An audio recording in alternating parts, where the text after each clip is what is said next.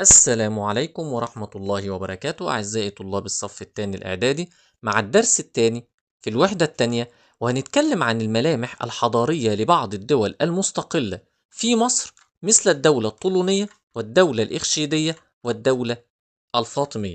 طب هيجي يقول لك أولى الدول المستقلة التي ظهرت في مصر، أقول له الدولة الطولونية. طب مين هو مؤسس الدولة الطولونية؟ أقول له أحمد ابن طولون. طيب الدولة امتدت لغاية فين؟ قال لك ضمت مصر والشام والحجاز والنوبة وبرقة. طب أشهر الحكام؟ أقول له أحمد بن طولون وابنه خماروي. طيب مين هو أحمد بن طولون؟ أقول له كان أحمد بن طولون سياسيا وقائدا ماهرا خبيرا بأساليب الحكم. طب هيجي يقول لي ما هي أهم أعمال أحمد ابن طولون؟ أقول له رقم واحد شيد مدينة القطائع. ليه؟ قال لك لتكون عاصمة لدولته. رقم اتنين عمل على نشر العدل فاستتب الأمن وسادت الطمأنينة بين الناس، يبقى نشر الأمن والأمان بسبب العدل. رقم ثلاثة أقول له قام ببناء جيش وأسطول قويان. ليه؟ قال لك حتى لا يعتمد فيه على الخلافة العباسية. اتنين قال لك ليساعده ذلك في تحقيق مشروعاته وتنفيذ أهدافه. رقم ثلاثة قال لك ليحافظ بهما على حدود دولته. رقم أربعة قال لك حدد موارد الدولة الاقتصادية وعرف كيف يستغلها لمصلحة دولته. رقم خمسة قال لك وسع حدود دولته فامتدت من بلاد الشام وبلاد الحجاز شرقا حتى برقة غربا، وبلاد النوبة جنوبا إلى حدود آسيا الصغرى اللي هي تركيا حاليا شمالا. طب إيه النتيجة المترتبة على أعمال أحمد بن طولون؟ أقول له رقم واحد عم قال لك الرخاء في عهده. اتنين أصبحت مصر في عصر الدولة الطولونية مركز قوة للعالم الإسلامي. وهنا في مواقف مضيئة في حياة أحمد بن طولون، موقف يدل على مدى سماحة أحمد بن طولون وسماحة الدين الإسلامي. لما دخل أحمد بن طولون دمشق وقع بها حريق عند كنيسة مريم، فاتجه إليه وقال ما يسمى هذا الموضع؟ فقيل له كنيسة مريم، فأمر ابن طولون ب70,000 دينار من ماله الخاص وتوزع على كل من أصابه شيء من الحريق من أهل المنطقة. طيب تعالوا نشوف خماروي. تولى خماروي حكم مصر بعد وفاة أبيه أحمد ابن طولون. طب أهم أعمال خماروي هنقول له رقم واحد حافظ على أملاك الدولة الطولونية. اتنين وطد. يعني ايه وطد؟ يعني قوى علاقة الدولة الطولونية بالخلافة العباسية عندما قال لك زوج ابنته قطر الندى للخليفة العباسي المعتضد بالله. طب تعال نشوف ضعف ونهاية الدولة الطولونية. هيجي سؤال يقول لي ما النتيجة المترتبة على ضعف الدولة الطولونية بعد مقتل خماروي؟ أقول له رقم واحد بسبب انتشار الفوضى في البلاد. رقم اتنين إرسال الخليفة العباسي المكتفي بالله عام 292 هجرية 905 ميلادية جيشا بقيادة قال لك محمد ابن سليمان الكاتب. ليه؟ قال لك لاستعادة تبعية مصر للخلافة العباسية. أقول له رقم ثلاثة عودة مصر لحكم الخلافة العباسية مباشرة. هيجي يقول لي طيب ما النتيجة المترتبة على انتشار الفوضى في البلاد؟ أقول له رقم واحد بسبب تنافس الأمراء على الحكم. اتنين تدخل الجنود في شؤون الدولة الطولونية. يبقى سبب ضعف الدولة الطولونية بعد مقتل خمار روي أقول له انتشار قال لك الفوضى، إرسال الخليفة العباسي المكتفي جيش للاستيلاء على مصر، عودة مصر لحكم الخلافة العباسية. طب تعال نشوف بقى مظاهر الحضارة بمصر في عصر الدولة الطولونية. أول سؤال هيقول لي بما تفسر تنوعت مظاهر الحضارة في الدولة الطولونية؟ أقول له بسبب حرص الطولونيين على تحقيق استقلال مصر سياسيا واقتصاديا عن الدولة العباسية. طب أبرز مظاهر الحضارة للدولة الطولونية في مصر؟ قال لك رقم واحد تأسيس جيش مصري قوي. طب بما تفسر؟ قال لك للحفاظ على استقلال مصر وحريتها. طب رقم اتنين قال لك إنشاء الدواوين زي قال لك ديوان الجيش وديوان الإنشاء، وهو يشبه وزارة الخارجية الآن. طب ما المقصود أيضا بديوان الإنشاء؟ المسؤول عن الكتب والرسائل التي ترد من كافة الدول والحكام وتصدر عنه كافة المكاتبات والرسائل لكافة الدول والحكام. طب تعالوا نشوف تنمية الأنشطة الاقتصادية حيث عمل الطولونيين على ايه بقى؟ قال لك رقم واحد قال لك الغاء عديد من الضرائب، رقم اتنين الاهتمام قال لك بالزراعه، تلاتة تطوير بعض قال لك الصناعات زي صناعه النسيج والتي ازدهرت في مدن زي مدينه قال لك الاسكندريه ومدينه دمياط. ايه كمان؟ قال لك صناعه الاسلحه، رواج يعني ازدهار يعني نشاط التجاره الداخليه والخارجيه، حيث اصبحت عديد من المدن ومراكز تجارية مهمة زي قال لك القطائع وزي مدينة الاسكندرية. يبقى كمان مرة يا جماعة نركز هنا، يبقى أهم أعمال الطولونيين في الأنشطة الاقتصادية هنقول له رقم واحد إلغاء عديد من الضرائب، اتنين الاهتمام بالزراعة، تلاتة تطوير الصناعة زي قال لك صناعة النسيج وصناعة الأسلحة، وازدهار التجارة الداخلية والخارجية، حيث أصبحت هناك العديد من المدن والمراكز التجارية المهمة زي مدينة القطائع وزي مدينة الاسكندريه. هيجي يقول لي بما تفسر ازدهار او رواج التجاره الداخليه والخارجيه في عصر الدوله الطولونيه، اقول له بسبب استقرار البلاد. اتنين موقع مصر الاستراتيجي. طب هنا بقى بيتكلم عن اهم المنشآت العمرانيه في عصر الدوله الطولونيه، هقول له رقم واحد قناطر احمد ابن طولون. طب ليه اصلا اتعملت؟ قال لك لتزويد مدينه القطائع بالميه. اتنين قال لك بنى البيمارستان أي المستشفى، إيه الهدف منها بما تفسر؟ لعلاج المرضى من العامة بالمجان. رقم تلاتة بنى جامع أحمد ابن طولون، وهنا صورة بتوضح جامع أحمد ابن طولون والذي يعتبر تحفة معمارية ونموذج للإبداع الفني في العمارة الإسلامية. طب تعالوا بقى نركز ونشوف الدولة اللي عليها الدور، وهي الدولة قال لك الدولة الإخشيدية. مين اللي أسسها؟ هنقول له محمد ابن طغ الإخشيد. طب الامتداد بتاع الدولة قال لك ضمت مصر وجنوب الشام وبلاد الحجاز وبرقة والسمنة. طب أشهر الحكام هنقول له محمد ابن طغ الإخشيد ثم كافور الإخشيدي. طب مين هو محمد ابن طغ الإخشيد؟ كان أحد القادة الأتراك في الجيش العباسي، نجح في صد الجيش الفاطمي ومنعه من الاستيلاء على مصر، فولاه الخليفة العباسي حاكما عليه. هيجي يقول لي ما النتيجة المترتبة على تصدي محمد بن طاغ الإخشيد للجيش الفاطمي ومنعه من الاستيلاء على مصر؟ هقول له ولاه الخليفة العباسي حاكما على مصر، وبذلك أسس الدولة الإخشيدية. طب أهم أعمال محمد ابن طاغ الإخشيد، أقول له رقم واحد أعاد إلى مصر النظام والأمن، رقم اتنين اتخذ من مدينة العسكر عاصمة لدولته. طيب مين اللي مسك الحكم بعده؟ قال لك كافور الإخشيدي. طب مين هو كافور الإخشيدي؟ قال لك أوصى محمد ابن طاغ الإخشيد قبل وفاته بالولاية من بعده لابنه أبي القاسم أنجور، ولكنه كان صغير السن فجعل خادمه كافور الإخشيدي وصيا عليه. طب بعد وفاة محمد بن طغ الإخشيد قال لك تولى كافور الإخشيدي إدارة الدولة. طب اشمعنى هو اللي دار الدولة؟ هنقول له بسبب صغر أبي القاسم أنجور، وكان كافور الإخشيد واصيا على أبي القاسم أنجور. طب أهم أعمال كافور الإخشيد أقول له رقم واحد حافظ على ممتلكات قال لك الدولة الإخشيدية، رقم اتنين شيد مسجد الفقاعي. طب تعالوا نشوف ضعف ونهاية الدولة الإخشيدية. أول سؤال هيجي هيقول لنا ما النتيجة المترتبة على وفاة كافور الإخشيدي وتولية حكم مصر ولاة ضعاف صغار السن؟ قالك ترتب على ذلك رقم واحد انتشار الفوضى في البلاد، اتنين قالك إرسال الفاطميين جيشا بقيادة جوهر الصقلي، تمكن من إيه بقى؟ قالك ضم مصر للخلافة الفاطمية، وبكده انتهت تبعية مصر للخلافة العباسية. امتى؟ لما الفاطميين دخلوا مصر. طب تعالوا نشوف مظاهر الحضارة بمصر في عصر الدولة الإخشيدية. قال لك رقم واحد تحقيق الأمن والاستقرار الداخلي من خلال إيه؟ قال لك القضاء على الصراعات الداخلية والأخطار قال لك الخارجية، وخطر طبعا الفاطميين في بداية عصر الدولة الإخشيدية.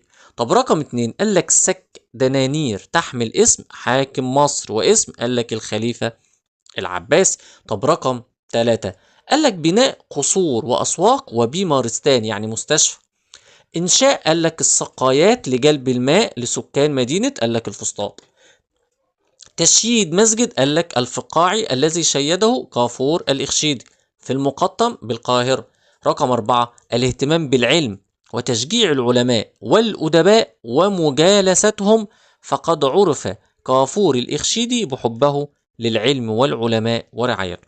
يبقى لما يجي يقول لي دلل، شهدت مصر ازدهارا واضحا في مختلف جوانب الحياة خلال عصر الدولة الإخشيدية، أقول له رقم 1 تحقيق الأمن والاستقرار الداخلي. أقول له رقم 2 سك دنانير تحمل اسم حاكم مصر واسم الخليفة طبعا العباسي. أقول له رقم 3 بناء قصور وأسواق، إنشاء سقايات وتشييد مسجد الفقاعي.